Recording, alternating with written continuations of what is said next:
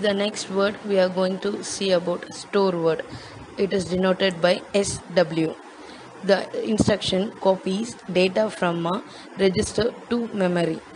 It is a irony or vice versa of the load word. You can remember any one. You can remember store word or load word. It is a vice versa of the other one. Okay. The format of a store is the name of the operation followed by the register to be stored, then offset to select the array element, and finally the base register.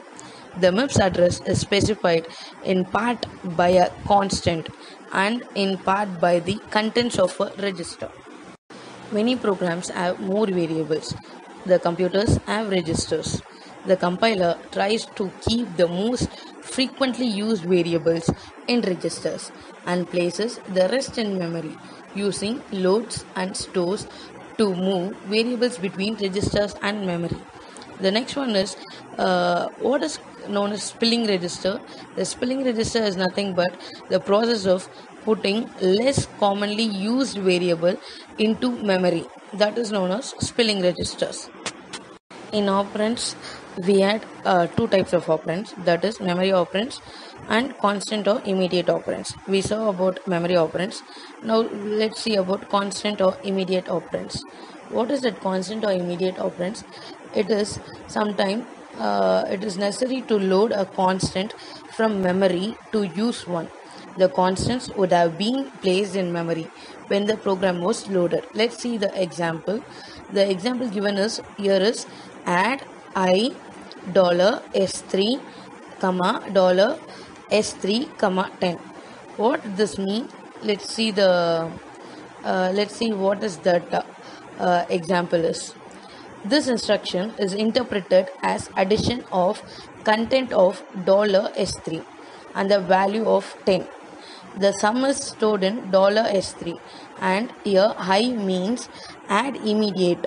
That is one of the operand is in immediate addressing mode. As per the design principle, it make common case faster. Then the constant operands must be loaded faster from the memory. Since constants occur more frequently in the instructions, they are mentioned in the instruction itself rather than to load from registers.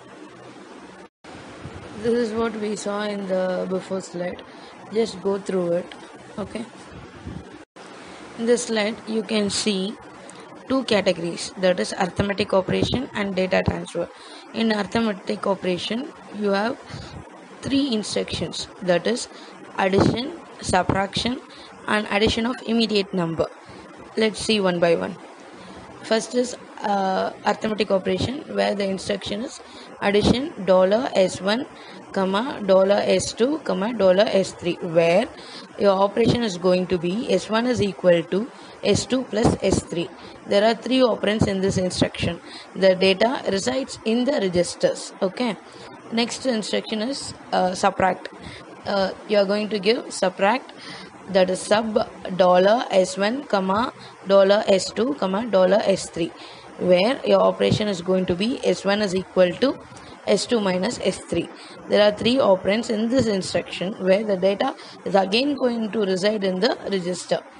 The third instruction is that your addition with immediate instruction. The instruction for that is add I $S1 comma $S2 comma 50. The operation over here is S1 is equal to S2 plus 50. That is, it is going to add immediate instruction and it has two operands and one constant value which is directly added to get the result. That constant value is nothing but your 50. The next category is data transfer. Okay. LW $S1 comma 50 open braces $S2 and close braces. What is this LW? We saw, right? Load word. S1 which is equal to memory of S2 plus 50. Here the data is transferred from memory to registers. Okay. The next instruction is SW, that is your store word. dollar $s1 comma 50 open braces dollar $s2 and close braces.